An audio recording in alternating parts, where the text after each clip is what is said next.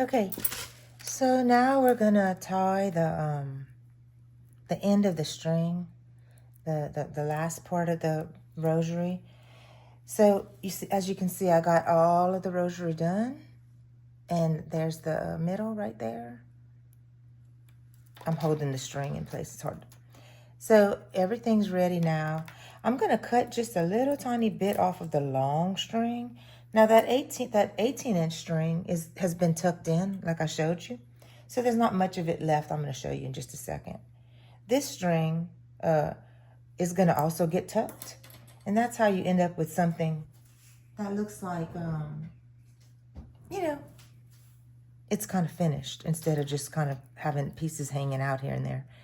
So I cut a little bit off, but here you go. Here's the rest of that 18-inch string. There's just a little tiny bit left. You can kind of see it under the light.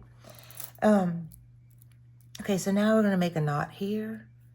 And after you make your knot here, and you wanna really pull it tight against so that your rosary is nice and tight. This is a tricky part, and sometimes I have to do it more than once if I don't like how it ends up. I try really hard to get it done so that it, I like that rosary, not the beads to fit tight and not have a whole lot of gaps when I'm done. So I try really hard to keep it tight. It's very tricky. So you just gotta work with it until you get better at it. But and then you tie it as tight as you can, and you push it up, and then you're gonna make another knot. Let's see how that is. I think that one's good. Okay. And then you're gonna make another, a second knot, just again like you tie in your shoe, only this time you only have one piece of string. You don't have the two pieces because that other piece we tucked up under.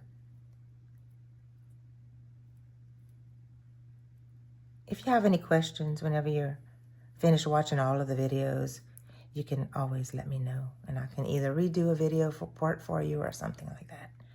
Okay, so now we have both sides tied, and the whole rosary is, the body of the rosary is all done. And there you go. So now we're going to take, I tied it to the wrong place.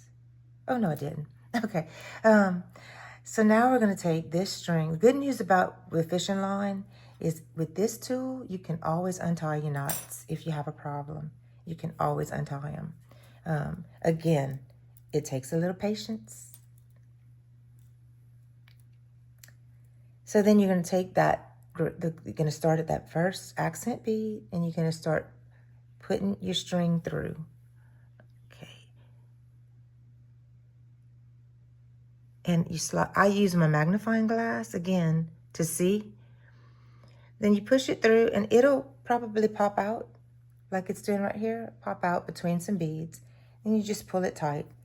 And that's a good way to start. And sometimes it'll pop out right away, and sometimes you'll go way down pushing it through before it pops out.